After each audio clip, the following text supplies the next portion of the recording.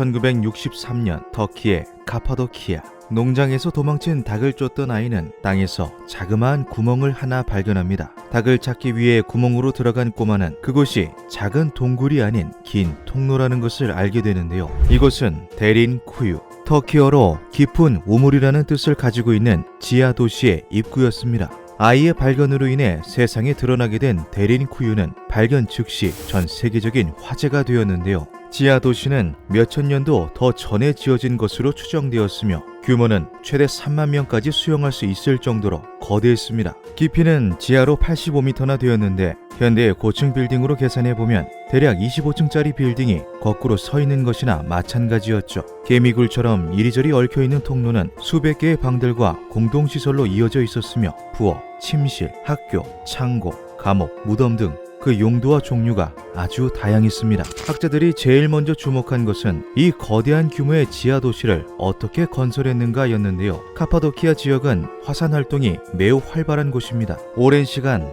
화산이 폭발과 휴식을 반복한 탓에 카파도키아 지역 인근의 암석층에는 화산재로 두텁게 쌓여있는 화산암들이 특히 많았는데요. 부드러운 화산암으로 이루어진 지형은 특별한 기구의 도움 없이도 땅을 파내는 데 수월했다고 하죠. 공기에 닿으면 다시 단단해지는 특성 또한 가지고 있어서 지하도시 건설에는 그야말로 최적의 조건을 갖춘 땅이었습니다. 이로 인해 데린쿠유는 수백 개가 넘는 통로와 방들을 지하에 뚫고도 무너지지 않고 몇천 년의 세월을 견뎌낼 수 있었죠.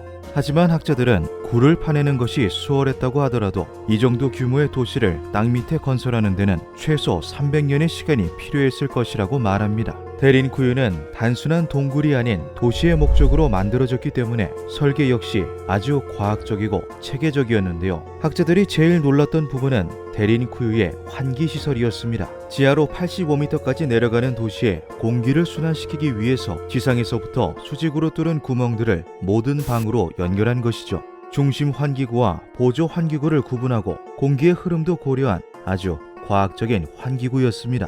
학자들은 도시를 누가 건설했는지 밝혀내기 위해 조사를 해보았지만 어렴풋이 짐작만 할 수 있을 뿐 무엇 하나 명확하게 밝혀낼 수 없었는데요. 오랜 세월 주인이 계속 바뀌었던 것으로 추정되어 하나의 문명이라고 특정 지을 만한 단서가 부족했던 것이죠. 제일 유력한 가설은 프리지아인에 의해 건설되었다는 것인데요. 이 근거는 고대 그리스의 역사가였던 크세노폰의 저서 아나바시스에서 찾아볼 수 있습니다. 땅 밑에 있는 그들의 지하 세상은 프리지아 왕국의 마지막 도시였다. 당시 프리지아는 훌륭한 건축가들의 나라라고 불릴 정도로 인정받는 기술자가 많았습니다. 이들이 작은 규모로 파기 시작한 굴이 점차 커져 도시의 형태를 띠게 되었다는 것인데요. 그들이 어째서 땅 밑에 도시를 세우기로 결심했는지는 아직 밝혀지지 않았다고 합니다. 고대 로마 제국의 종교 박해로 인해 기독교인들의 은신처로 사용하기 위험이었다는 말이 있으나 그것은 프리지아인들이 도시를 건설한 이후의 일이죠. 학자들은